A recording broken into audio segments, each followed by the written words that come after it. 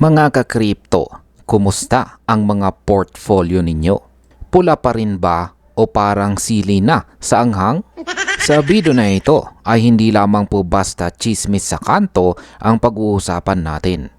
Pag-uusapan natin ang isang taong mas mabilis mag-isip kaysa sa pag-collapse ng mga basurang coins ninyo.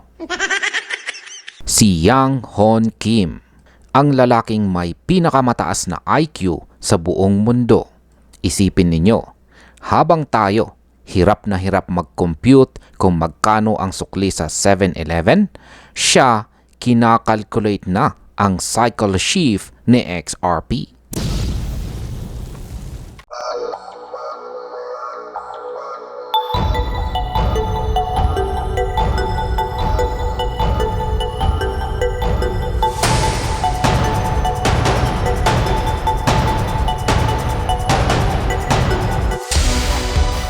Nag-post siya dito sa X at ang sabi niya, XRP cycle turned now.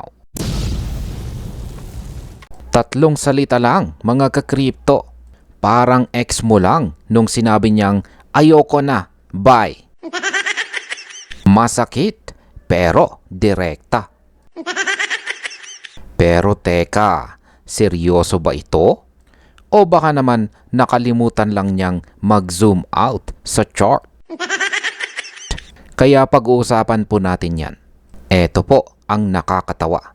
Si Kim nag-post ng chart na ang time frame ay 1-minute chart. May isang crypto account na sumita sa kanya. Ang sabi, Lodi, 1-minute chart ba yan? Isang payo lang. Zoom out naman tayo dyan. Mga ka-crypto, gets ko po yung basher.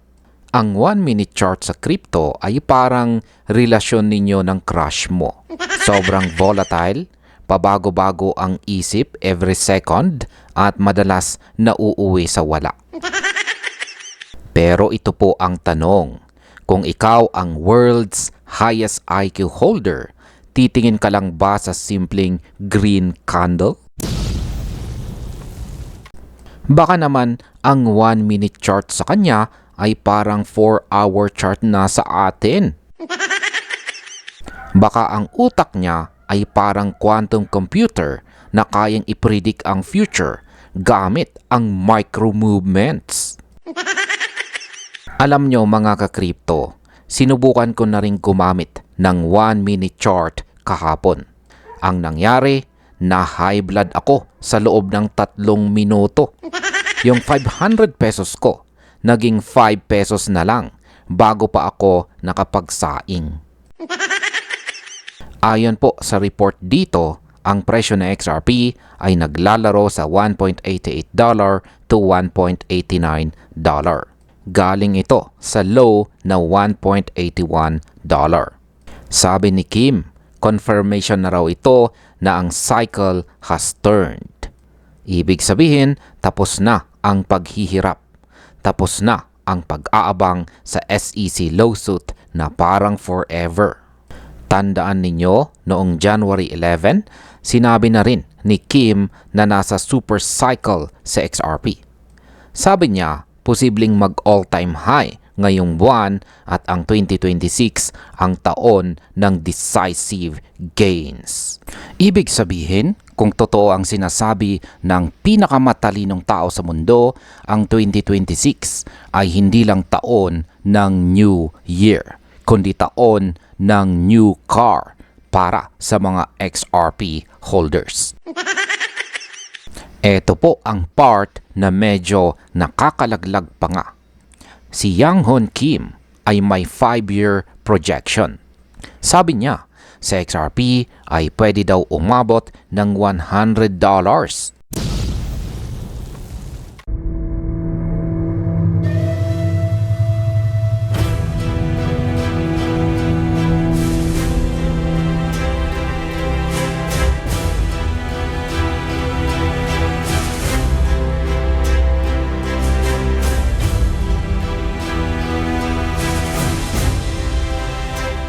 Hati ang mundo dito.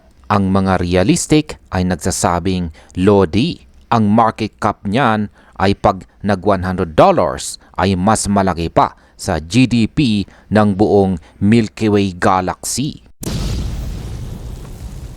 Ang mga XRP naman ay amen, naniniwala kami. Sold na ang kidney ko, pambili ng deep. Seryoso? $100? Kung mangyayari yan, hindi na lang kape ang bibilhin ko sa Starbucks. Bibilhin ko na pati yung building. Pero ayon kay Kim, ang structural shifts daw ay nagsisimula sa subtle technical signals. Ibig sabihin, yung maliliit na galaw na hindi natin pinapansin, yun pala ang simula ng tsunami. At dahil matalino siya, baka may nakikita siyang pattern na hindi nakikita ng ating mga matang puyat sa kanunood ng Reels. Ngayon ay ito po ang Real Talk. Maniniwala ba tayo sa IQ na 210 or mananatili tayong skeptical?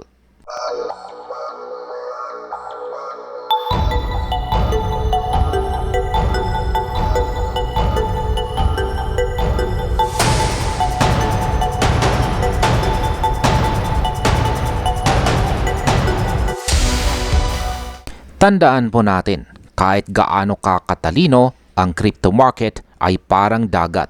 Pwedeng kalmado ngayon, pero mamaya may whale na biglang tatae at lulubog ang lahat. Pero may point naman itong si Kim. Ang market psychology ay nagbabago. Kapag ang mga institutional investors at experts ay nagsimulang mag-signal ng cycle shift, sumusunod ang volume. Meron po akong mga tips para sa mga gustong sumabay. Una ay huwag pong mag-all-in. Baka naman pati pambayad sa kuryente ay i-XRP mo. Mahirap pong mag-trade sa dilim mga ka-crypto. Pangalawa ay mag-zoom out. Gaya ng sabi ng basher, tignan din ang weekly at saka monthly charts. At ang pangatlo ay mag-aral, wag lang puro sana all. Aralin ang utility ni XRP sa cross-border payments. Kayo mga ka-crypto, naniniwala ba kayo na the cycle has turned? O feeling nyo ay hype lang ito ng mga genius? At hanggang dito na lamang po tayo sa video na ito mga ka-crypto. Maraming salamat sa panonood.